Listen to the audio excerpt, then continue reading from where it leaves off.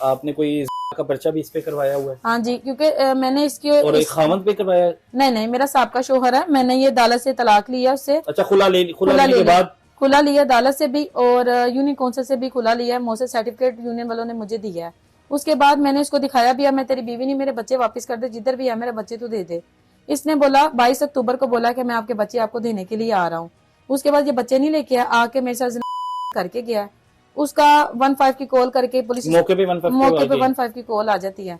उसके बाद ये पुलिस में जाता है, आईओ कॉल करके मुझे बुलाती है, मेरे सारे डॉक्यूमेंट ले लेती है, ओरिजिनल सारे डॉक्यूमेंट गैप कर लेती है, फोटो कापियां भी गैप कर लेती है। उसके साथ मिलके मेरी ओरिजिनल तलाक को 2 नंबर साबित करके मेरे ऊपर एफआईआर करके उसको बरी कर दिया। बरी करने के बाद अब आईओ और नकाश और उसका जो बहन का बंदा वकील है ना, वो सारे मिलके बच्चों का केस किया हुआ उन्होंने उधर, और उधर ये लिखा हुआ है कि मैं करप्ट औरत हूँ, खराब क्रिमिनल औरत हूँ, मेरे ऊपर एफआईआर हैं और ये बच्चे नकाश को दिए जाएं। नहीं, आईओ आपके खिलाफ क्यों जाएगी? क्योंकि आईओ ने मेरे से 70,000 लिया, 50,000 और मांग रही थी। मैंने उसकी कंप्लेंट जाके सिविलन की है। कोई सबूत वगैरह आपके पास, कोई 70,000 देने का?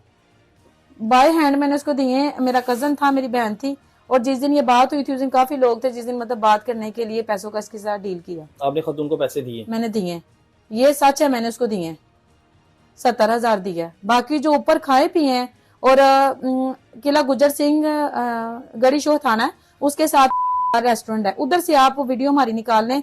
उधर कितने बंदे पुलिस वाले, ये थी नकाश था, सारे बैठे हुए थे। 11,000 रुपए का इन्होंने उस दिन खाना खाया मेरे पल्ले से,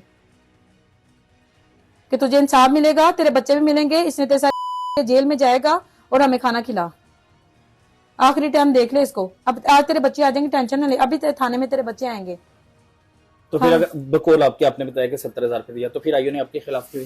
क्योंकि और मांग रही थी मेरे से 50,000। मैंने बोला अब नहीं है, जितने थे बस यही दिए, लोगों से उठा के चीजें बेच के तुझे पैसे दिए, अब नहीं है। उसकी मैंने कंप्लेन की जाके, शम्स तब्रेज को इन्वेस्टिगेशन इंचार्ज है, उसने आगे से उसको बोला कि तू पैसे क्यों ये मांग रही है, ऐसे मेरिट पे काम कर, ये मेरी बहन है, इसने इस्लाम कबूल किया है, मुसलमान ही मुल्क है, इस्लाम का मुल्क है, इसने इस्लाम कबूल किया, ये हमारी बहन है, इसे पैसे ना ले, इसके साथ इसका इंसाफ करी। पर उसने इंसाफ नहीं मिला। नहीं, इंसाफ नहीं मिला। जो आपकी खुला का आप बता रही हो कि जाली का कहा गया, आपने जाली खुला ली, जो आप बता रही हो आईओ ने गलत रिपोर्ट तैयार की, उसके बाद आपने यूनियन काउंसिल गई जाके? यूनियन काउंसिल में गई हूँ, उन्होंने बार बार मुझे 10-10, 20-20 दफा स्टैंपे लगा के लिख के दिया है कि ये आपका सर्टिफिकेट मौसर है, लीगल तरीके से है, आप जिधर मर्जी जाएं, नादरा में भी जाएं, चेक कराएं, जिसको मर्जी चेक कराएं कि आपकी लीगल है, खुला हुई है, कोई झूठ नहीं है। तो वो आईओ ने रिपोर्ट बनाई है, क्या नाम है आईओ का? साइमा परवीन ने बनाई है। बिल्कुल ऐसी है जी।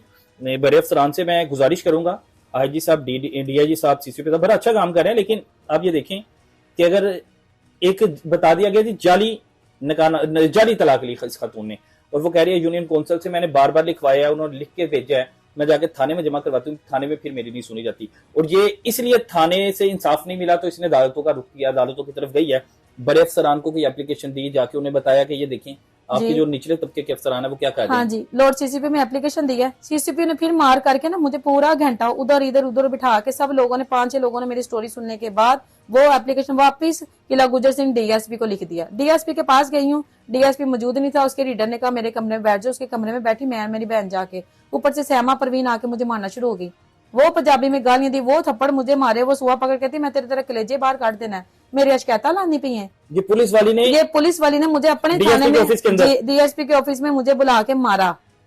डीएसपी को मैं नीचे जाकर रो रो के बताया कि इसने मुझे ऊपर मारा है, उसने कोई एक्शन नहीं लिया, कोई उसको तू तलक्का नहीं, कोई डांटा नहीं, कोई मेरे सामने कुछ नहीं उसको बोला। मुझे आगे से कहता बेबी किसके सामने पैसे दिए हैं? मैं कहा सर अपनी बहन कजनों के सामने दिए हैं, मौजूद है वो बंदे, और इसने लिए जानमन लिए, कोई झूठ नहीं है इसमें। आप शम्स तब्रेज से पूछ ले कि ये 50,000 और मांग रही थी, मैंने इसकी कंप्लेन की उधर जाके। वो कहना चल जा बीबी सबूत लेके आ। उसने ये नहीं कहा कि पर्चा जो 13-17 बटा हुआ है उसको रिन्यू करे, उसको पकड़े, उसको उसके अंजाम में पहुंचाए, नहीं। वो मुझे पूछने लगे बीबी पैसे कितने देते ने? आपने ये तो इतना जाली डॉक्यूमेंट। हाँ जी, तो पुलिस वाला इतना तेज है वो, उसने क्या सबके सामने पैसे लेने थे, या कहना था मैं पैसे समरी मुझे पकड़ाओ, मेरी वीडियो बना लो या टिकटॉक बना लो मेरे साथ। अच्छा, ये तो बड़े अफसरान को चाहिए ना कि एक आप स्टैंप लगा के इस पे एफआईआर खातून पे दे रहे हो कि भाईजान आपने जाली खुला के दस्तखत तैयार करवाए, तो आप देखें यूनियन काउंसिल से कंफर्म करें, जो डॉक्यूमेंट्स ये लाई है उससे कंफर्म करें कि अगर इसके डॉक्यूमेंट्स लीगल थे तो आपकी जो आईओ है साइमा परवीन साहिबा, उन्होंने जाली क्यों करार दिया, जाली साइन करके इस खातून पर एफआईआर क्यों दी? भाईजान आपने ये पता करना है ये बड़ा अफसरान ने पता करना है। अब आपने एप्लीकेशन सीसीपी ऑफिस दी हुई है, जी दोबारा फिर दी हुई है, आपको बुलाया गया है? बुलाया गया। अब मेरे जितने भी ओरिजिनल पेपर थे ना, वो एक और नई तफ्शीशी है बुशरा, उसने ओरिजिनल पेपर पकड़ लिए हैं, जबकि उसका काम था इनकी फोटो कॉपियां लेके ये जाती, ये फॉर वेरिफिकेशन लिखा है, इसको वेरिफिकेशन करा के इधर स्टैंप लगवा के लिखवाती। वो मेरे ओरिजिनल पेपर वो पकड़ के ले गई है, पहले श्यामा ले गई थी, अब वो ले गई है। अब वो ले गई है, अब वो ले गया, मेरे पास फिर नहीं है, मेरे पास फिर फोटो कॉपियां मैंने फिर मोबाइल से निकालिया प्रिंट। बड़े अफसोस की बात है। और 2 साल हो गए हैं बहन मेरी जी, बच्चों याद आती होगी बच्चों बहुत की, ज्यादा बच्चों ने भाई। कभी फोन किया? मैसेज करते थे नकाश की बहन के नंबर से कि हमें पैसे चाहिए और हमें पैसे दो, जैस कैश कर दो, और अगर आपने हमारी वीडियो देखनी, अगर आपने वीडियो कॉल पे बात करनी है, हमें देखना ना, हमें पैसे दो। अल्लाह हू अकबर, ये बच्चे कहते थे? ये बच्चे कहते तो थे। बच्चों को ये जो सिखाया जाता ये होगा मैं ना, आपको मैसेज सेंड करूंगी, ये बच्चों को नकाश और इसकी माँ सिखाती थी कि अगर हमें वीडियो कॉल पे देखना तो हमें हाँ पैसे जी, भेजो, हमें पैसे भेजो। तो फिर माँ बच्चों को देखने के ये लिए नकाश भी कहता था, और मेरी बेटी को भी इन्होंने सिखाया। मेरी बेटी ने भी मुझे वॉइस मैसेज किए हैं क्या मैसेज किया उसने? कि मुझे मामा नहीं कहती वो, इन्होंने बोला ये मामा नहीं है, ये नकाश की दोस्त है। इन्होंने मेरी बेटी को सिखाया हुआ है। अब वो छोटे थे, जो उनको सिखाना वही बोलते हैं। वो कहते हैं तुम नकाश की दोस्त बनो, और अगर आपने हमको देखना है तो मुझे पिज्जे के बर्गर के पैसे दो। ये मेरे पास मैसेज पड़े हैं। और फिर आप पैसे भेजती थी फिर बच्चों मैं को पैसे देखने के भेजती थी लिए? बच्चों को देखने के लिए।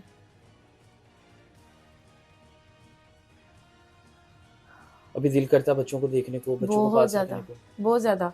अब सुबह डेट लगी हुई है, उधर भी उन्होंने झूठ बोला है कि मैं क्रिमिनल हूँ और ये बच्चे मुझे मेरी कस्टडी में दिए जाए, जबकि क्रिमिनल वो के पर्चे उसके, चोरी डकैती के उसके, जैली करेंसी उसने चलाई, आर्मी नंबर वो चेंज करे। अच्छा, इतने एफआईआर इतनी एफआईआर हैं, ओरिजिनल हैं, और मेरे पास सबके पेपर हैं। क्रिमिनल आपको बताया जा रहा हाँ है? जी, और क्रिमिनल मुझे बता के मेरे बच्चे छीने जा रहे हैं।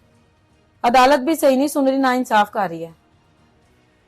अल्लाह ताला इनके हाल पे रहम करे। और मैं बड़ी खुशी हुई जब इन्होंने बताया कि मुझे कि मैंने अपना मजहब तब्दील किया, लेकिन वो शख्स जिसने मजहब तब्दील करवाया और मजहब तब्दील करवाने के बाद वो एक नौसरबाज फ्रॉडिया, इसे पैसे भी खाता रहा, इसके अमल भी जाया करवाता रहा, उस पर चोरियों के, डकैतियों के, नाउज़बिल्लाह वगैरह के इतने मुकदमात दर्ज हैं, और उसके बाद वो खुल्लम खुला घूम रहा है और वो इनको चैलेंज कर रहा है कि मैंने इसको बच्चे वापस नहीं करने, क्योंकि वो कह रही है माँ तड़प रही है, माँ कह रही है मैं नहीं चाहती कि बच्चे जो हैं वो बाप के नक्शे कदम पे चलें, चाहेंगे कि वो तो बाप के साथ रहेंगे, तो जैसे बाप, क्योंकि हाँ जी, सबसे जो औरत अपने बाप से सीखते हैं। उसकी दादी नकाश को नहीं संभाल सकी, उसको चोर डकैत बनाया, तो वही दादी मेरे बच्चों को संभालेगी, वो मेरे बच्चों को पढ़ाई लिखाई कराएगी या अच्छी तरबियत पे चलाएगी।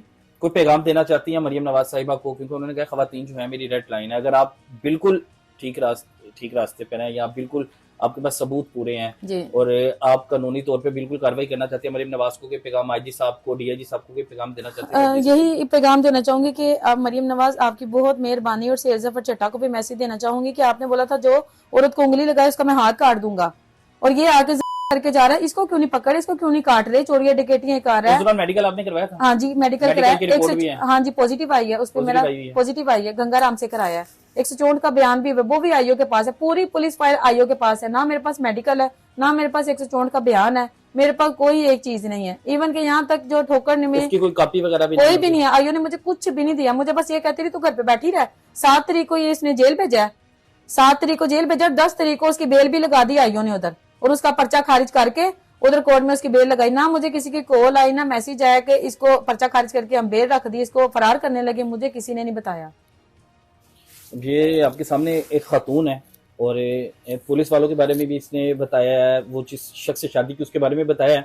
अब देखा जाएगा कि अफसरान क्या फैसला करते हैं, अदालतें क्या फैसला करती हैं। बेशक अदालतें जो हैं सारे डॉक्यूमेंट्स देखेंगी और इंसाफ पर मुबनी फैसला करेगी, और इस खातून को इंसाफ मिलना चाहिए अगर ये राइट है।